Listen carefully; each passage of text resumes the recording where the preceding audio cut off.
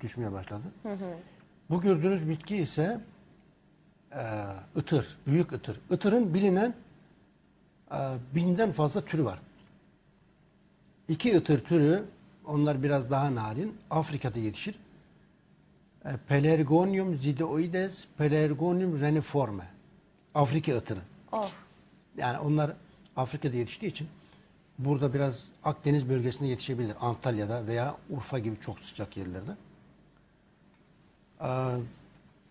Afrika ıtırının özelliği her türlü üşütme, grip, nezle gibi, bronşit gibi rahatsızlarda bunun şurubu var, damlası var. Dünyada en etkili bitkidir. 50.000 çocuk, okul çağındaki çocuklar üzerinde denenmiş. Rusya, Almanya, Fransa, İngiltere gibi ülkelerde 50.000 çocuk üzerinde denenmiş. Her türlü öksürük, bronşit, faranjit gibi rahatsızlıklara birebir. Neden? Bağışıklık sistemini güçlendiriyor. Bu Afrika ıtırının değişik, Türkiye'de yetişen türü, şifalı ıtırdan farklı bu biraz. Bunun kullanış alanı farklı. Buna sivrisinek otu da diyebiliriz. Neden sivrisinek Neden? otu? Vardır çünkü bir Çünkü anlamı bu muhakkak. eterik yağı bir eterik yağ yayar böyle. Çok güzel bir kokusu var. Bir bakabilir miyim?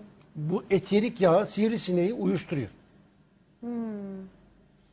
Sivrisineğin girdiği yerde uyuşur. Sonra da böyle ufaladığınızda hafif bir eterik yağ çıkar, bir sıvı. Kendine has aromatik bir kokusu var. Ufaladığımız zaman mı çıkıyor? Ya şöyle ezdiğinizde suyu var. Kendi bitki özü. Evet. Çok Sivrisinek enteresan, otu çok ilginç. yıllar önce bir Alman beni davet etmişti. Evine gittim. Adamcağız Kokuyor. evini bana gösterirken evinin her odasında bu büyük ıtır bu boyda çiçek var. Dedim ya ne oluyor? Ne kadar çok seviyorsun sen bu bitkiyi? Sen tanımıyor musun bu bitkiyi? Tanıyorum dedim. Tanıyorsun, o zaman bilmen gerekir, sivrisineği öldürür, yok eder. Allah Allah, bu özelliğini bilmiyordum dedim. Yani birçok özelliğini biliyorum da bu özelliğini bilmiyorum. O günden bugüne ben kendi evimde yatak odasında mutlaka bir saksı bulundururum. Çünkü sivrisinek bu aylarda insanı rahat bırakmaz, gece uyutmaz. O zaman gözlemlemişsinizdir. Hakikaten de öyle mi İlhan Tabii. Bey? Yani Şu, gelmiyorlar o zaman sivrisinekler. mesela ben bunu Bu bitkiyi görünce. oturma odasında devamlı bulundururum. Büyük saksılar içerisinde. Ve sabah kalktığınızda pencerenin önü hep sivrisinek dolu. Hepsi ölmüştür.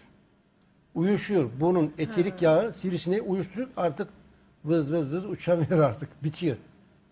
Ve sonra bir de bakıyorsunuz sabah kalktığınızda hepsi ölmüştür. Önce uyuşturur, sonra öldürür. Öldürüyor. Yani sivrisinek bu bitkinin olduğu yerde